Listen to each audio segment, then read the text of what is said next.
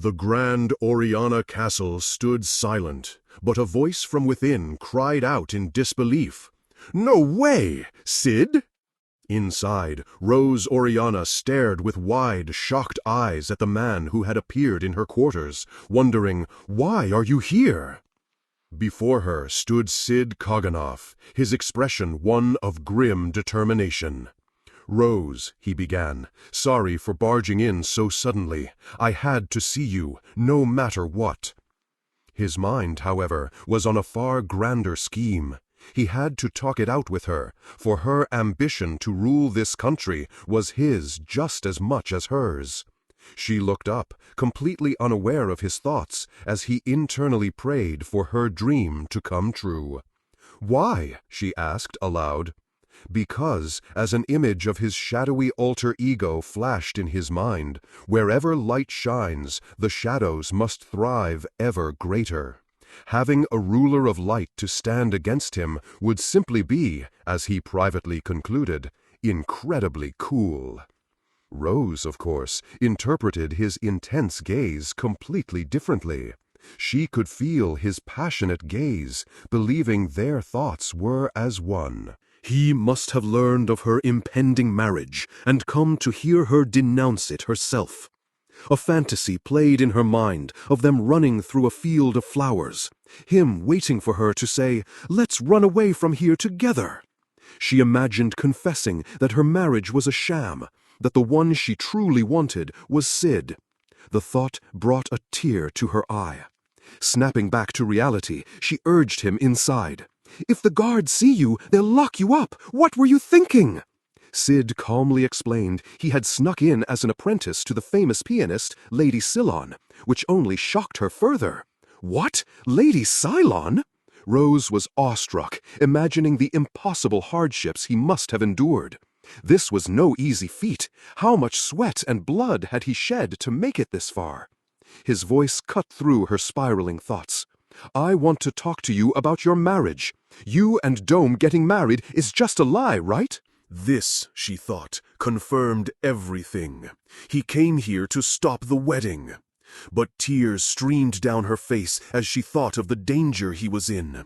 "I'm sorry, I don't want you to get wrapped up in any more danger." For his own good, she pushed him away. "It's not a lie. I decided to marry Doem out of my own will, so please forget about me already." She stared in silence as Cid shouted back, his resolve unwavering. "Like hell, I'll never give up." He pleaded with her to return to her true self, reminding her of the dream she had chased for so long, despite the scorn from everyone around her. "I'm sure you felt alone," he said, as an image of a younger Rose appeared, "but you still kept going." With his back to her, Cid spoke passionately.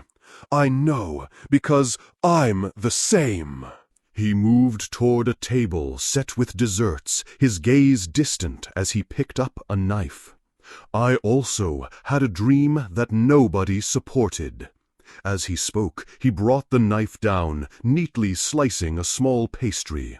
"The moment I spoke about my goal in life, everyone would ridicule me."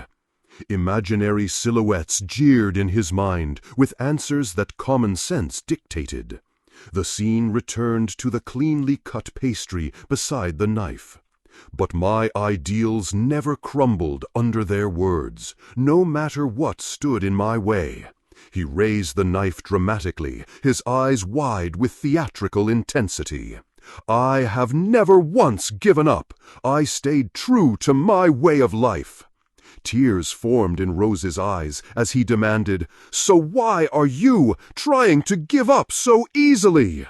Her expression hardened with a sad resolve. She looked down at him with a somber, mistaken understanding. A low-class noble wanting to marry Oriana's princess. It was only natural for people to mock such a dream. With a sad smile, she told him she believed that dream to be precious, but that she still lacked the power to reach it. She turned away abruptly, shouting her final plea. "So at the very least, I want you to lead a peaceful life. I have nothing else left to say." Suddenly, a voice from beyond the door called out, "Princess Rose, I have received word that you were heard talking to someone in there." Rose urgently motioned for Cid to leave, but he remained still. "Now, go," she whispered. He simply replied, "I will not give up." In a shared moment of resolve, they stood back to back. "Even if I turn the entire world against me, I will not bend my ideals." The door burst open, and Doem Ketsuhat stormed into the room. "Princess Rose!" He confronted her in her quarters. "Were you talking to somebody just now?" Rose deflected, saying, "Not at all. Nobody else here, as you can see."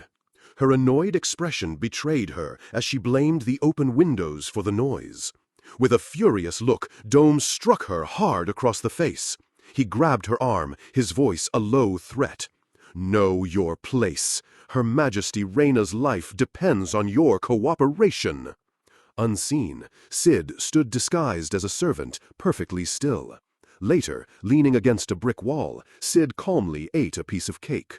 So, her mother was a hostage. If he rescued the queen, Rose would be free to deal with Doem. Decision made, he leaped from the balcony railing, plate still in hand. "All right then, I'll come here tomorrow to look for the queen." As he fell, he struck a dramatic pose, quite pleased with himself. "Even if I turn the entire world against me. Damn, I've always wanted to say that line."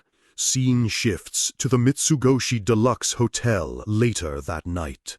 Inside a luxurious room, Epsilon spoke to 559.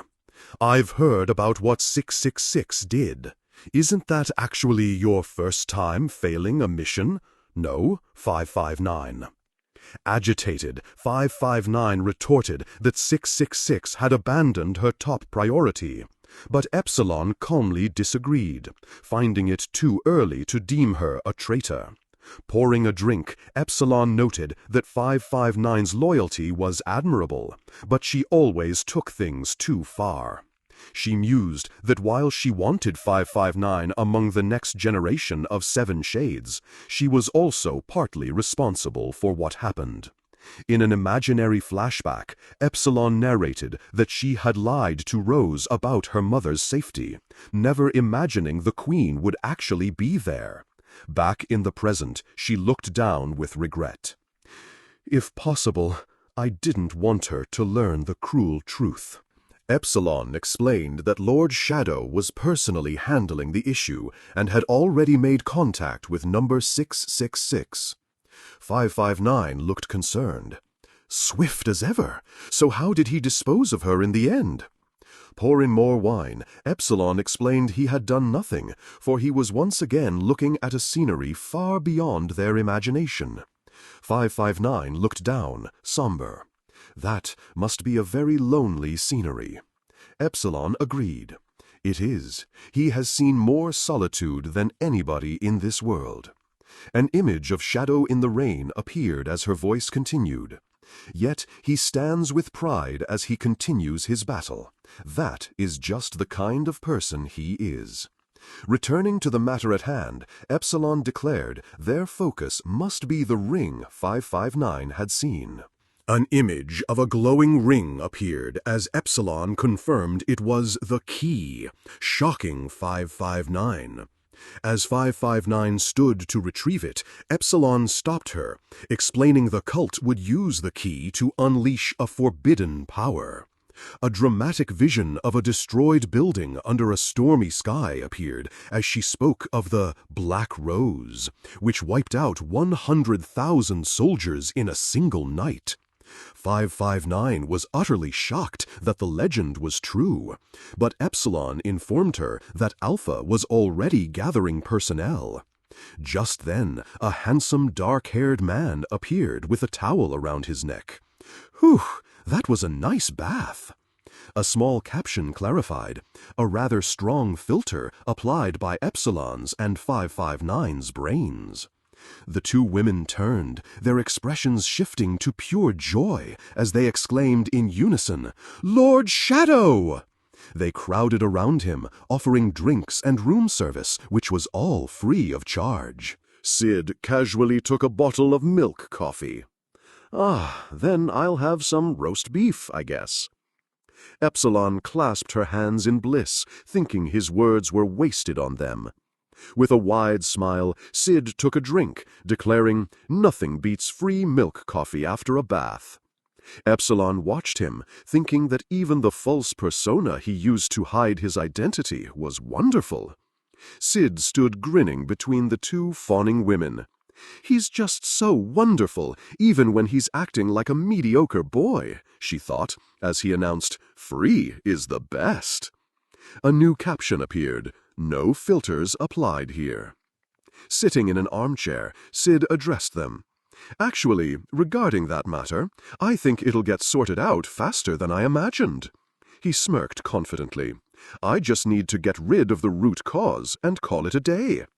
Epsilon and 559 were filled with admiration, amazed that he had grasped the solution in a single day, and that they no longer had to worry. The next day at Oriana Castle. Inside a lavish piano room, Cid Kagenoh finished tuning the grand piano just as Lady Silon had asked. Thinking the coast was clear to search for the queen, his thoughts were cut short as Margarette, a maid, burst in shouting, "Hello there, Mr. Apprentice!" With a wide smile, she held up a tea tray while locking the door with a distinct click. "Would you like to have some tea until Lady Silon gets back? Or would you prefer to come work for my family instead?" Cid stared at the locked door. "Did you just lock the door?" Margarette turned with sudden concern, asking how things went yesterday and if the guard, Kevin, had hit him. Cid's face remained impassive as he recalled a bald, smiling guard. "Kevin?" Margarette closed her eyes, a serene yet menacing expression on her face. "I was thinking of how to murder him if he were to break one of your fingers," she said calmly, reasoning that his fingers were far more valuable than Kevin's miserable life. Her eyes snapped open, sparkling with glee. "But worry not. I heard someone made a mess of the cake in Princess Rose's room, so I pinned the blame on him." She beamed at Cid as he began to walk away. "See how nice I am? Makes you want to come work for my family, right?" Cid coolly replied that 70 million was tempting, but he was still a mere apprentice. Seeing him retreat, Margarette ran after him down the hallway, yelling that his talent was wasted. Cid continued walking, internally panicking as the distance between them remained unchanged. Frustrated and holding a coil of rope, Margarette was about to shout when a new voice interrupted. "Hey, whose talent is wasted on who again?"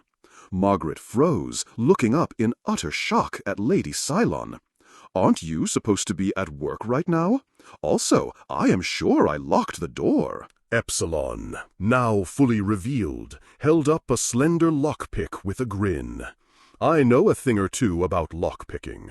I was worried someone might be bothering my cute apprentice at work." The two women stood face to face, glaring with forced smiles as they traded flowery insults. Losing patience, Epsilon shooed her away to discuss work, pushing her toward the door. "Kya, see, that's Lady Silon's true nature." Before leaving, Margarette gave Cid a cheerful wink. "But I will always be there for you, Mr. Apprentice," she promised, as Epsilon yelled after her, "Get lost!" The door slammed shut. Epsilon sighed, patting Cid's head. "Good grief. Must be nice enjoying life without knowing the mess your country is in." Cid sighed as well, remarking that the country was full of bright people. Epsilon smiled softly, explaining it was a nation that despises violence and admires art. Her expression turned serious as a stormy sky appeared behind her. "I am sure they have come to this after once witnessing the Black Rose." Cid closed his eyes, thinking, "The Black Rose, huh?" He looked at Epsilon with genuine interest. "I would definitely like to see it for myself." Epsilon's eyes widened in shock. "Huh? Milord, what did you just—" She leaned in, alarmed. "Are you seriously wishing to behold the Black Rose?" Cid remained calm. "Of course I am. I mean, the color is so cool, and I haven't seen a rose like that in the rose garden." Epsilon began mumbling, a mix of panic and contemplation. It was too dangerous, but for him it might be possible. Cid turned to the window. "Is something the matter?" Epsilon quickly composed herself, saying that to witness it they would need the key.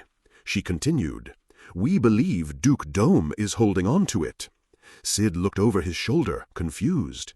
He turned fully, a look of profound realization on his face. "There is no further reason to search for the key now, is there?" Epsilon gasped, awed by his insight. "Could it be? Have you already found a solution?" Cid feigned deep thought. "Naturally," he said, adding that with her lockpicking skills, she could easily get anywhere. Convinced of his master plan, Epsilon knelt before him, her expression filled with renewed determination. "As expected from you, my lord. If that is what you wish for, then we shall only abide." As Epsilon stood to leave, Cid stopped her. "Ah, hold on. Before you go, do you know where I can find Queen Reina?" Epsilon considered the question. "Her Majesty, well, she's—" In the sitting room of Oriana Castle, a teacup was placed on its saucer with a sharp clank. Margarette served the tea to Rose Oriana. "Here," the maid said. Rose replied, "Thanks, Margarette." Rose held the cup, a faint smile on her face as she inhaled the aroma. "It's wonderful," she said softly.